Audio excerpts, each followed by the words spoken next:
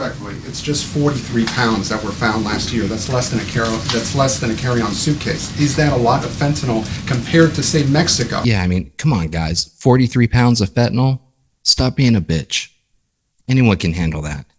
This is the party country. Can't handle 43 pounds of fentanyl? Fucking muggles. It's not up to you. You're not the president, Gabe. Yeah, Gabe. You're not the president, Gabe. There's been a 2,000% increase, and they're trying to get ahead of it.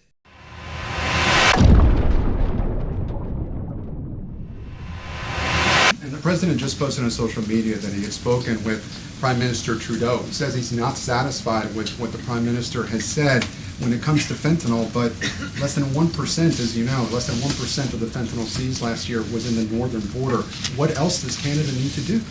Well, the president did just put out a statement on his call with the governor, Justin Trudeau, as he calls him, of Canada.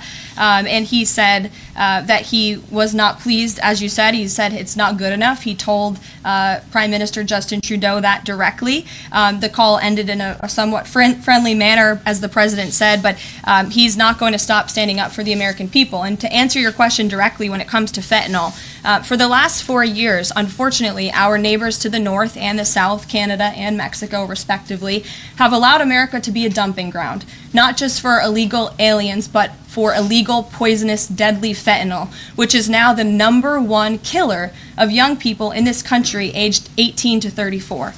Through the northern border in Canada, in last fiscal year alone, there was enough fentanyl seized to kill 4.8 billion people. And that number is up 2,050% from 2023, the year before. So there's been more than a 2,000% increase in illegal fentanyl seizure at the northern border. Why? Because Canada is allowing that fentanyl to come to the United States. The president sees these numbers. He thinks about the lives that are lost. And everybody in this room, I'm sure, everybody watching at home, everybody across the country knows someone in our lives who has been killed at the hands of this deadly poison. There needs to be repercussions for that. The president feels very strongly about it. 4 billion people. That's a lot of fentanyl. I'm very familiar, like she's saying, we all know somebody that struggled with an addiction. I'm very familiar with it. Once you get sucked into that world, it's very difficult to get out. Very few people actually do get out. Most of the time, it takes your life. That's usually the most common way out of it. So it's very unfortunate. And like she's saying, it's a huge problem. And I don't think anyone actually has a problem with getting this under control.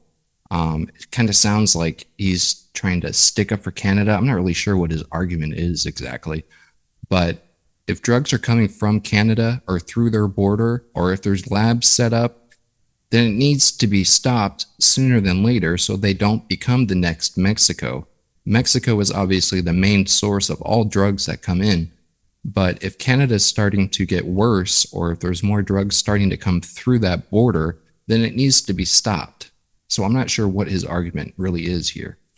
Respectfully, it's just 43 pounds that were found last year. That's less than a carry-on suitcase. Is that a lot of fentanyl compared to, say, Mexico, where the vast majority of the fentanyl is brought in through Mexico, not Canada? So what else does Canada need to do? Well, I just told you. I love the guy that is sitting next to him. I forget his name. He's a reporter with Fox. But yeah, guys, stop being a bitch. It's only 43 pounds. I mean, if you think that's a lot, then you're kind of a lightweight. Get the fuck over it. This is the party country. You can't handle 43 pounds? You're kind of a bitch. Last year alone, there was a 2,000% increase in illegal fentanyl.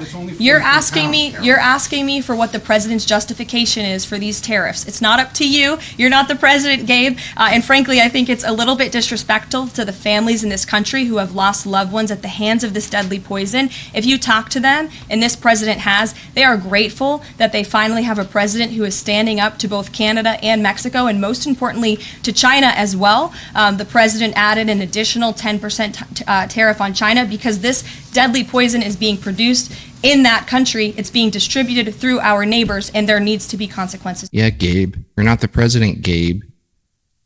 There's been a 2,000% increase, and they're trying to get ahead of it. Here, I'm going to show you some of the stats from the White House directly. Gang members, smugglers, human traffickers, and illegal drugs and narcotics of all kinds are pouring across our borders and into our communities. Last fiscal year, Customs and Border Protection apprehended more than 21,000 pounds of fentanyl at our border, enough to kill 4 billion people.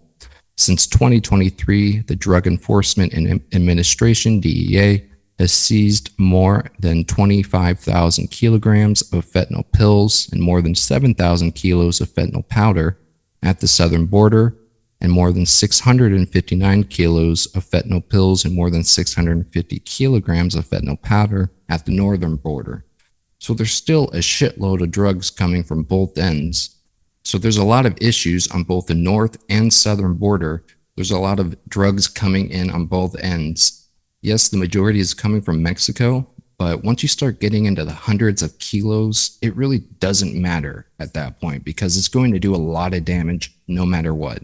And we can't have a bunch of millions of illegal immigrants coming into the country and wrecking the economy. I really don't understand why there's even an argument or a complaint. It's just something that needs to be dealt with before it gets worse. So I'm not sure what this guy's argument is.